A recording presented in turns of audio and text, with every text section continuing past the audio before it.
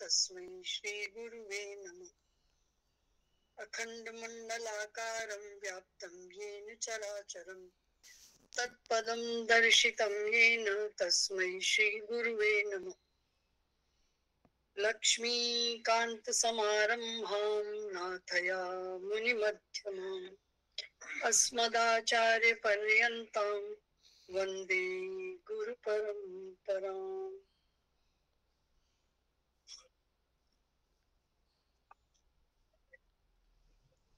एकं शास्त्रं देवकी पुत्र गीतम् एको देवो देवकी पुत्र एव एको मंत्रस्य तस्य नामानि सेवयानि कर्माप्येकं तस्य देवस्य सेवा। सभी के हृदय में विराजमान उस परम पिता परमात्मा को मेरा शत शत प्रणाम वंदन नमन। कथा में प्रवेश करते हैं। आज हमारे 7वें अध्याय का आरंभ हो रहा है। ओम श्री परमात्मने नमः। श्रीमद् भगवद गीता अथ सप्तमोऽध्यायः। श्री भगवानुवाच मय्यासक्तमनः पार्थ योगं युञ्जन्मदाश्रयः असंशयं समग्रं मयि यथा ज्ञास्यसि तच्छृणु। भगवान वहीं अर्जुन की उन्हीं बातों को चंचलम ही मनः कृष्ण के ऊपर बोलना शुरू किया था कि हाँ तुम ठीक कहते हो, ये मन बहुत मुश्किल से काबू में आता है और ऐसा नहीं है कि नहीं आ सकता। हाँ, सदा के लिए नहीं आ सकता हो, ये संभव है, लेकिन थोड़े थोड़े अभ्यास से, थोड़े थोड़े वैराग्य से इसे काबू में किया जा सकता है। अगर ये काबू हो सकता है, अगर थोड़े समय हो सकता है तो उसका समय बढ़ाया भी जा सकता है अभ्यास से। अगर कुछ हो सकता है तो फिर वो किसी एक का, सभी का तो नहीं, किसी एक का वो स्थायी भाव भी हो सकता है। हो सकता है, प्रभु ने कहा हाँ हो सकता है। कैसे? वही तरीका, अभ्यास और वैराग्य, अभ्यास के द्वारा और वैराग्य के द्वारा। अब प्रश्न उठता है कि यदि हम इस संसार में आए हैं और हमारा मानव जन्म हुआ है, क्यों हुआ है? अगर गीता की मानी जाए या हमारे धर्म ग्रंथों दर्शनों की मानी जाए तो हमारा ये जन्म हुआ है ताकि हमारा कल्याण हो सके, ताकि हमारा उद्धार हो सके, ताकि हम अपने उस मूल की ओर वापस लौट सके, जिसको हम कहते हैं स्वभाव की ओर वापस जा सके। और हमारा स्वभाव क्या है? सच्चिदानंद घन, ये हमारा स्वभाव है। मूल स्वभाव हमारा यही है। और इस मूल स्वभाव में इतनी सारी चीजें इसको दूषित करती हैं, जिसको हम अंग्रेजी में कहते हैं पॉल्यूट करती हैं, दूषित करती हैं। उसमें हमारी ज्ञानेंद्रियां, हमारी कर्मेंद्रियां, हमारा मन, हमारा चित्त, हमारा अहंकार, हमारी अनिश्चयात्मिका बुद्धि, फिर कर्मों में सकाम कर्म इत्यादि इत्यादि इत्यादि। सकाम कर्म के लिए मनाही नहीं है, सकाम कर्म करना चाहिए, अवश्य करना चाहिए। दुनिया के व्यवहार, स्वयं के व्यवहार, इस जगत के व्यवहार के लिए सकाम कर्मों की काम्यता आवश्यक है। पर उस मक्खी के जैसे जो किनारे पर आकर शहद लेकर चली जाती है, उसके बीच में घुसने की जरूरत नहीं है। बीच में नहीं घुसना अर्थात संग्रह नहीं करना और आशा नहीं करना, संग्रह और आशा का त्याग करना। अब इन दो बातों का अगर अभ्यास किया जाए, अगर इसका वैराग्य किया जाए, इसकी ओर नित्य प्रति चला जाए, तो क्या हम सभी ऐसे हो सकते हैं? उसके लिए भी उसकी कृपा चाहिए। उसकी कृपा पाने के लिए फिर निरंतर अभ्यास और वैराग्य चाहिए। तो अल्टीमेट बात आकर यहाँ ठहरी कि कुछ अभ्यास, कुछ वैराग्य हमें उस तक पहुंचा सकता है। हम किसी भी जगह हो, हम किसी भी जगह से चले हो, हम कहीं तक भी पहुंचे हो, हमारी उधर चलने की गति कितनी भी धीमी या कितनी भी तेज क्यों ना हो, अल्टीमेटली अंततो गत्वा हम वहां पहुंचेंगे अवश्य। पर उसके लिए पहले हमारे मन में एक भाव आना चाहिए कि मुझे वहां पहुंचना है, अर्थात लक्ष्य का निर्धारण। लक्ष्य के निर्धारण होने के बाद जब उस ओर हमारी गति होगी तो अवश्य से ही वो प्राप्त हो सकता है। और उसके लिए उन्होंने कहा, पृथानंदन, जब भी भगवान जी को कोई अच्छी सी बात कहनी होती है तो वो कहते हैं, तू मेरी बुआ का बेटा है, तू मेरा भाई है, सगा भाई, बिल्कुल। वो वही अब भी कह रहे हैं, मैया सक्त मनाफ पार्थ, कि हे पार्थ, जो तू मेरे मन को आसक्त हो रहा है, मैया सक्त मना, तो तू मुझ में आसक्त होने वाला हो जा। यानी मुझ में निरंतर आसक्त किसको कहते हैं? जब हम सोवत जागत शरण तुम्हारी, जब हम सोते जागते अर्थात जागते हुए भी और सोते हुए भी। सोते हुए की अगर हम बात कहें तो सोते हुए को हम कहते हैं कि ये व्यक्ति माया से ग्रथित है। स्वप्न में हम बहुत बढ़िया बढ़िया सपने देखते हैं, बहुत अच्छे अच्छे ख्वाब बुन लेते हैं, बहुत अच्छे अच्छे तरीके से जी लेते हैं, हंस लेते हैं। अजी, हमने जिंदगी में कभी 1 फुट की छलांग ना लगाई हो, सपने में तो छत से भी नीचे आराम से कूद लेते हैं, कोई चोट नहीं लगती। ये है हमारा स्वप्न का संसार। और जब सोते जागते उसकी शरण में होंगे तभी ये स्थिति आ सकती है कि मैया सक्त मनाफ पार्थ, हे पार्थ, तुम मेरे मन वाले हो जाओ, अर्थात मुझ में अनन्य प्रेम करने वाले हो जाओ। मदाश्रय, और मेरे आश्रित हो जाओ। आश्रित होना क्या होता है? जब हमारा हाथ वाथ टूट जाता है ना तो डॉक्टर इसमें एक आश्रय बांध देता है, तो हमारा ये हाथ गले के सहारे टिका रहता है। 24 घंटे हम बांध के रखते हैं, लेकिन प्रभु ने हमें कहा है मेरा आश्रय ले लो, तो हम कहते हैं अरे ये काम तो मुझसे होगा ही नहीं। आश्रय है ना, क्यों नहीं लेते? नहीं लेना, फिर मैं तो सबसे बड़ा। तो इस मैं को समाप्त करना है और ये कहना है कि मैं निराश्रय, मैं इससे रहित। तभी तो आश्रय चाहिए ना। ये हाथ टूटा तो गले का आश्रय लिया ना। जब तक ये साबुत था इसने कभी नहीं सोचा कि गले से भी मैं टंग के रह सकता हूँ, नहीं लेगा। तो कहते हैं मद आश्रय, मेरे आश्रय वाला हो जा। युंजन मदाश्रय, मुझसे जुड़ जा, मेरे से जुड़ जाओ और मेरे आश्रय वाला हो जाओ।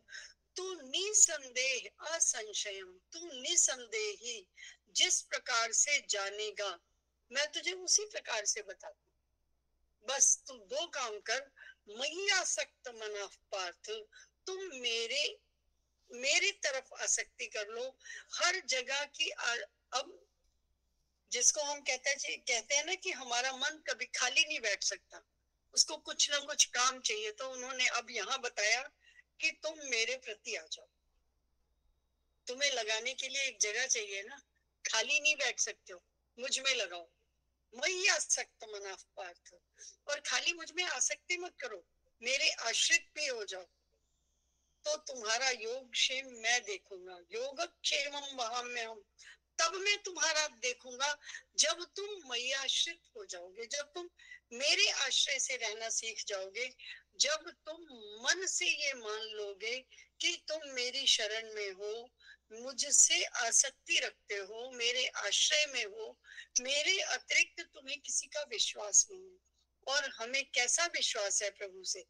वास्तव में देखा जाए तो जो भी हमारा आश्रय है, एक कथा याद आ गई मुझे कि एक गांव में कुछ बंदर पहुंचे। कि उनको उनके शहर में खाना नहीं मिल रहा था तो दूसरे गांव चले गए। और ये पशुओं की एक खास पहचान होती है कि जिस उनको खाली अपने खाने पीने से मतलब होता है। खाने पीने का सामान खत्म हुआ नहीं, वो उनके कौन सा मकान बने पड़े हैं कि पहले वो बेचें, डिस्पोज ऑफ करें, उसको कुछ बट्टे खाते लगाएं, फिर वो नई जगह जाएं, फिर देखें वहां रह सकेंगे कि नहीं। हाँ, चल पड़ते हैं वो उठ के कि अब हम दूसरी जगह चलेंगे। वो चले गए, उन्होंने एक वृक्ष देखा, उस पर खूब सारे फल आए हुए थे, बड़ा हरा भरा सा पेड़ था। तो और उसके फल भी नीचे नीचे को लटक रहे थे। तो कहा कि अरे वाह, ये तो बहुत अच्छा पेड़ है, हम तो यहीं रहेंगे। जब ऐसा एक है तो और भी होंगे, हम तो यहीं रहेंगे। तो उसने जो एक उनमें सरदार जी थे, मतलब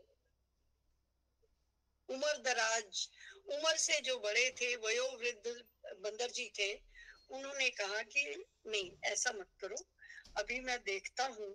सोचने की बात ये है कि इतनी देर से ये वृक्ष के ऊपर इतने फल हैं, लेकिन कोई गिलहरी नहीं है, कोई चींटियां नहीं है, यानी इस वृक्ष का किसी ने आश्रय नहीं लिया। तो क्या इसका आश्रय लेना ठीक है? ये वृक्ष निरापद है? सबसे पहला प्रश्न, क्या ये वृक्ष निरापद है? इसके फल इतने नीचे नीचे हैं, तो इस गांव के बच्चे आके इन फलों को तोड़ते क्यों नहीं? न खाएं, लेकिन बच्चे हैं तो तोड़ेंगे जरूर, कुछ गड़बड़ है। उन्होंने सबको समझाया कि हमें इस पेड़ के पास नहीं जाना चाहिए, चलो गांव में चलो। गांव में चले गए। अब जो छोटे छोटे बच्चे थे, यंग थे, जो कहना जिनको मैं थी, वो वहीं रह गए और उन्होंने ये सोचा कि सठिया गए हैं, हम अपने हिसाब से जिएंगे, इतना अच्छा पेड़ मिला, फिर कहीं जाने की क्या जरूरत है, हम तो इसको खाएंगे और क्या इंतजार करना है इसमें, भूखे हैं इतने दिन से। उन्होंने मना किया कि नहीं जाओ इसके पास, और वो गांव में चले गए। वृद्ध जितने थे गांव में गए तो किसी ने दया करके किसी ने रोटी दे दी, किसी ने केला दे दिया, किसी ने कुछ दे दिया। तो उनको लगा हाँ, ये गांव रहने लायक है, यहाँ सब दयालु लोग रहते, कि हम इतने दिन से भूखे थे और इन्होंने हमें दया करके कुछ कुछ दे दिया। फिर वापिस आए ये सबको बुलाने के लिए कि देखो ये गांव बहुत दयालु है, हमें खाने को मिल जाएगा तो हम यहीं रहेंगे। अब जब आए तो यहाँ का हाल क्या देखा कि जितने यंग थे, जो लोलुप थे, जिनकी आसक्ति किन्हीं आप तो वाक्यों में नहीं थी जो कहे गए थे, वयोवृद्धों में नहीं थी जो बोल रहे थे, उन्होंने वो फल खा लिए और वो मूर्छित अवस्था में पड़े थे और मृत्यु को प्राप्त हो गए। और जिन लोगों को अपने अनुभव पर कुछ विश्वास था, अनुभव पर और आप्तवचनों में कुछ विश्वास था, वो उनके साथ थे, तो लिहाजा वो जिंदा थे। तो भाव क्या है? भाव ये कि जब भी हमारे जीने की बात आई, जब भी हमें किन्हीं रास्तों पर चलने की बात आई, जब भी किसी तो हमें आश्रय लेना चाहिए शास्त्रों का। ये शास्त्र विधि मुत्सृज्य वर्तते काम कारक, जो शास्त्रों की विधि को छोड़कर काम करते हैं, न सुखम न परांगतिम, न उनको इस संसार में सुख मिलता है, न परलोक में सुख मिलता है। क्यों? क्योंकि विश्वास ही नहीं है। केवल मात्र ज्ञान को प्राप्त कर लेना ही आपके जीवन की कसौटी नहीं हो सकता।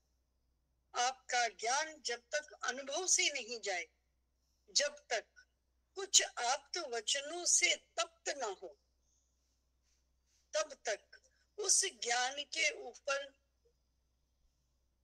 आंख मूंद कर नहीं चलना चाहिए। अब कुछ कुतर्की यहाँ ये कह सकते हैं कि यदि कोई भी ऐसा ना करे तो नए आविष्कार नहीं होंगे। नए आविष्कार करने के लिए प्रभु ने कभी मना नहीं किया। उन्होंने तो सबसे पहले कहा योगा कर्म सुकौशलम, कि आप भली प्रकार से कर्म कीजिए, उसमें कौशल लगाइए, उसमें कुछ नया निकालिए। लेकिन जब जीवन का प्रश्न आए तो अवश्य से एक बार मुड़कर शास्त्रों को देखें, आप्त पुरुषों को देखें, उनके बताए मार्ग पर चलने का प्रयास करें और उसके बाद आप सारे प्रयोग करें। उन प्रयोगों के आधार पर यदि आप अभी आज की तारीख में भी कोई नई दवाई बनती है, कोई नई मशीनरी बनती है, कोई नया कुछ आविष्कृत होता है, तो उसका पहले एक कहीं ट्रायल किया जाता है। ये ट्रायल ही आप्त वचन है, ये ट्रायल ही शास्त्र है। जब जो चीज आविष्कृत होगी तब ना उसका ट्रायल होगा, तभी तो उस पर आप्त वचन आएंगे। तो ये जो हम ट्रायल लेते हैं यही आप्त वचन और वो है, तो इसमें संदेह नहीं होना चाहिए। बिल्कुल एक ही बात है ये। वो ये कहते हैं कि मैया सक्त मनाफ पार्थ, कि हे अर्जुन तुम मेरी शरण में आ जाओ। अब जब शरण में आने की बात है तो शरणागति के लक्षण, शरणागति के लक्षण वो कहते हैं आश्रय। या तो हम किसी के आश्रय में आ जाते हैं, यानी उस पर आश्रित हो जाते हैं, वो हमारा आश्रय दाता हो जाता है। फिर हमारी आती है अवलंबन, कि हम उस पर आधारित, जैसे हमारा हाथ हमारे गले के अवलंबन में हो जाता है कि इसके सहारे से खड़ा हो जाता है। फिर वो कहते हैं आधीनता, या हम किसी को अपना स्वामी बना लेते हैं। और ये सब शरणागतियां प्रभु के साथ बनाई जा सकती हैं।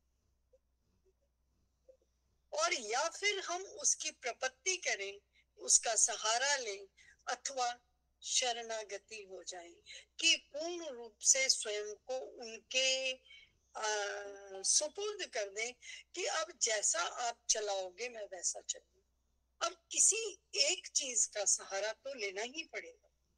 जल में आप डूब रहे हो, कोई व्यक्ति आपको तिनका दे रहा है, कोई डंडा दे रहा है, कोई रस्सी दे रहा है, या नाव लेकर आया है। अगर आपने उसका सहारा लेना है तो आपको उसको ओबे करना ही पड़ेगा। वो कहता है इस डंडे को जोर से पकड़ लो, तो तुम्हें पकड़ना पड़ेगा, नहीं तो वो सहारा दे ही नहीं सकता।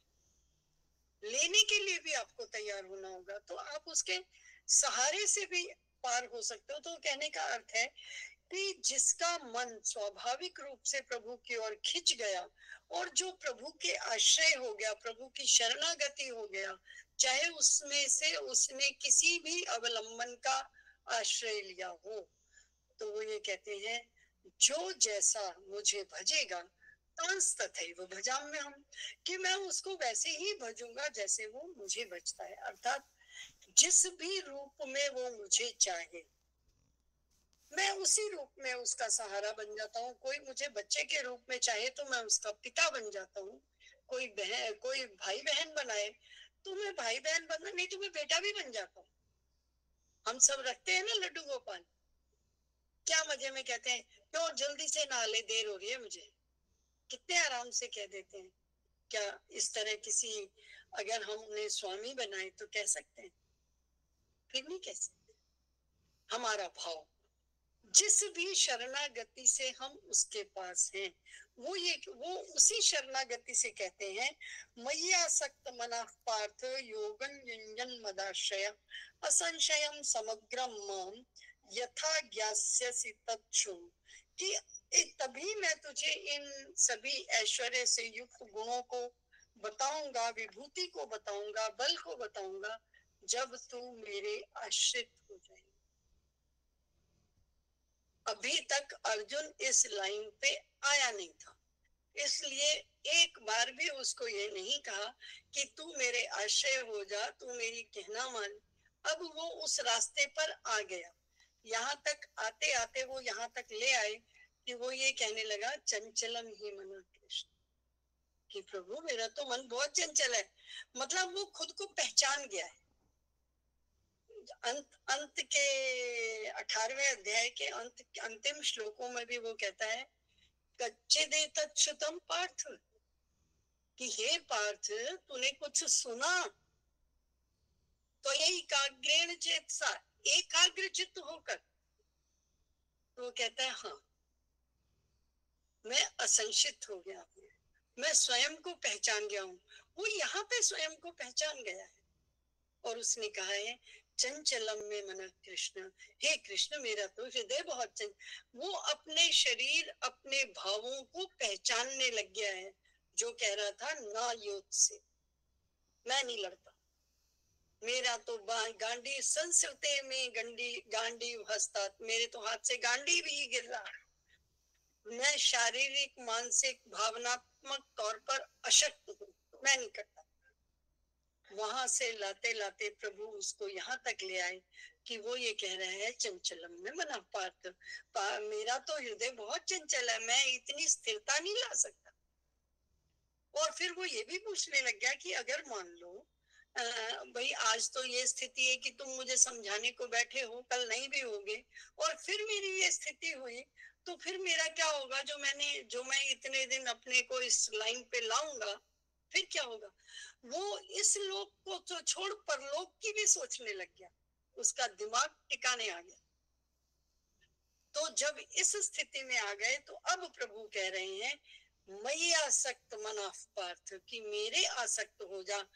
अब तू अपनी सारी वृत्तियां सब जगह से हटा के मेरे में लगा दे, मेरे आश्रित हो जा, तू मेरी शरण में आ, मैं तुझे बताता हूँ।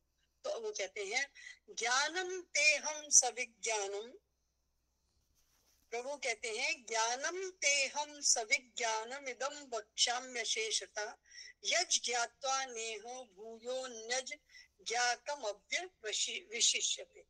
वो कहते हैं कि जो कुछ भी मैं तेरे लिए विज्ञान सहित तत्व को कहूंगा, ज्ञान को भी कहूंगा और विज्ञान को भी कहूंगा, अशेषतः यानी पूरी तरह से कहूंगा, मैं अपने पास कुछ भी नहीं रखूंगा, सब कुछ तुझे बताऊंगा, जिसको जानकर फिर संसार में यज ज्ञात्वा, जिसको जान के नेह भूयो अन्यज, कुछ भी और जानने के लिए शेष रहेगा नहीं, मैं उतनी सारी बातें तुझे बता दूंगा। तो सुन, अब यहाँ जानने का वो है कि ज्ञान क्या है और विज्ञान क्या है। इस श्लोक में सबसे बड़ी बात है कि ज्ञान क्या है और विज्ञान क्या है। क्या जिस अर्थ में हम आज लेते हैं वही है या कोई और अर्थ है? ज्ञान और विज्ञान का अर्थ है एक ये कि पेड़ देखा, फल फूल से लगा हुआ हरा भरा पेड़, खाने की चीजें खा लो। विज्ञान है कि आप तो पुरुषों के वचनों को सुने, कुछ शास्त्र को निहारे, कुछ उसका प्रैक्टिकल करे, यदि वो निरापद हो तो उसका भोग करें, ये विज्ञान। आपने जान लिया मंदिर जाने का रास्ता ये है कि गूगल पे आपने सर्च मारा, आजकल तो गूगल बाबा जी बताते हैं ना, गूगल बाबा जी ने आपको बताया कि क्या मंदिर जाने का रास्ता ये है, तो क्या आप मंदिर चले गए? नहीं, आपने रास्ता पूछा है, आपको गूगल बाबा ने बताया है। लेकिन जब आप चलकर उस रास्ते से मंदिर तक चले जाएंगे, वो आपका विज्ञान है। विज्ञान अर्थात विशेष ज्ञान, जिसके बाद आप उस पर दृढ़ हो जाते हो। तो वो ये कहते हैं, मैं ज्ञान और विज्ञान के समेत तुझे सारा ही ज्ञान दे दूंगा, कुछ भी अपने पास, मतलब ये नहीं है कि मैं तुझे थोड़ा सा बताऊंगा फिर आगे तू अपने आप निहार, नहीं कह रहे, मैं पूरा बता दूंगा, जिसको जानने के बाद कुछ भी जानना शेष नहीं रहेगा।